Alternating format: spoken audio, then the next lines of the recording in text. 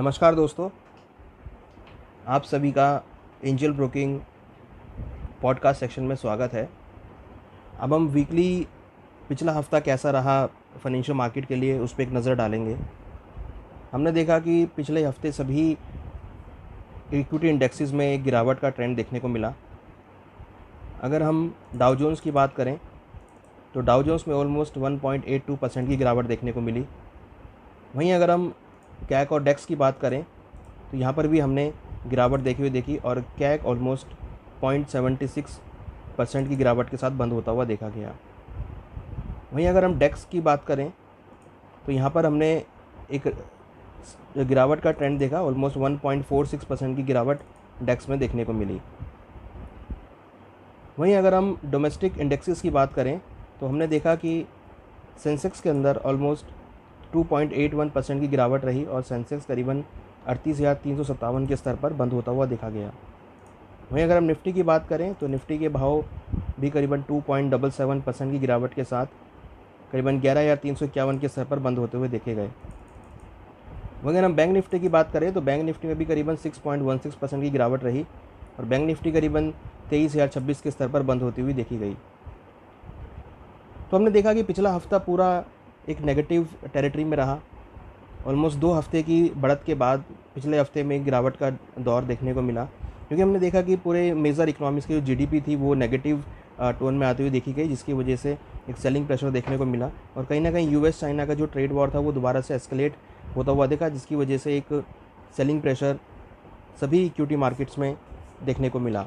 वहीं अगर हम इसको कंपेयर करें डॉलर इंडेक्स से तो डॉलर इंडेक्स में हमने एक बढ़त आते हुए देखी और ऑलमोस्ट 0.5% के साथ डॉलर इंडेक्स बंद हुआ।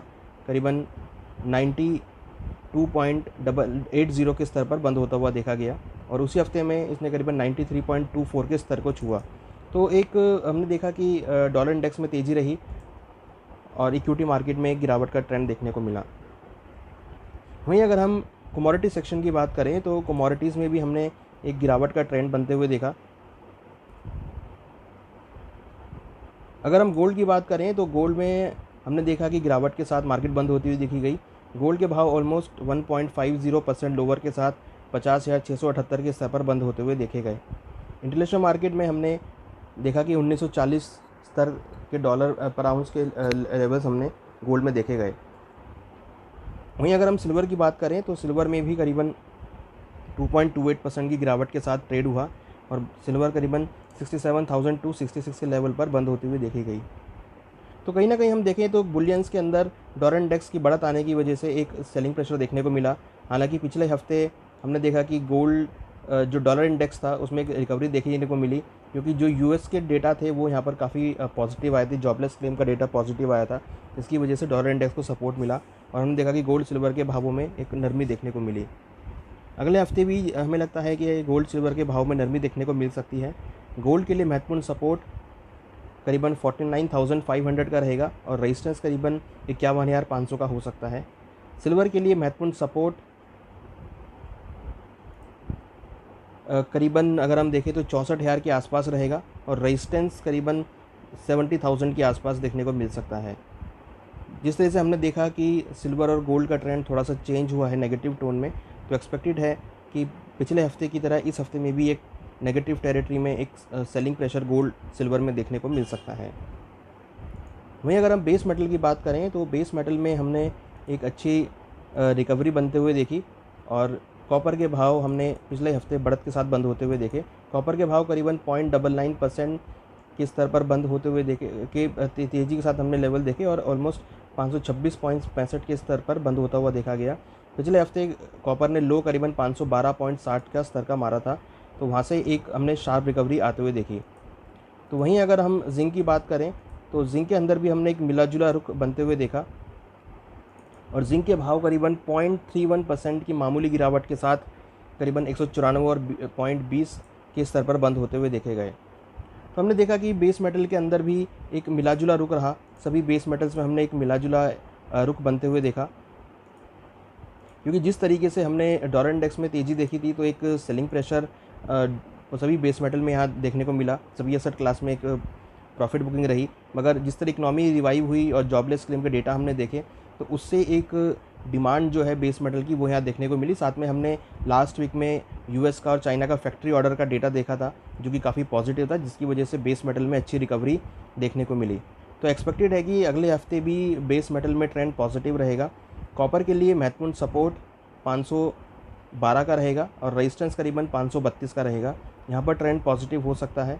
वहीं अगर हम जिंक की बात करें तो जिंक के अंदर सपोर्ट करीबन 191 का रहेगा और रेजिस्टेंस 198 का हो सकता है।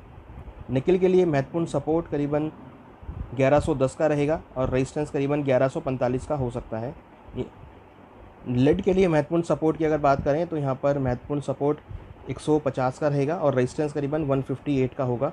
एल्युमिनियम के लिए महत्वपूर्ण सपोर्ट 141 का रहेगा और रेजिस्टेंस 148 का रहेगा। यहाँ पर ट्रेंड पॉजिटिव है बेस मेटल में, तो एक्सपेक्टेड है कि अगले हफ्ते में एक बाउंस बैक, एक तेज़ी के साथ बेस मेटल ट्रेड कर सकते हैं, तो यहाँ पर ख़रीदारी की सलाह रहेगी।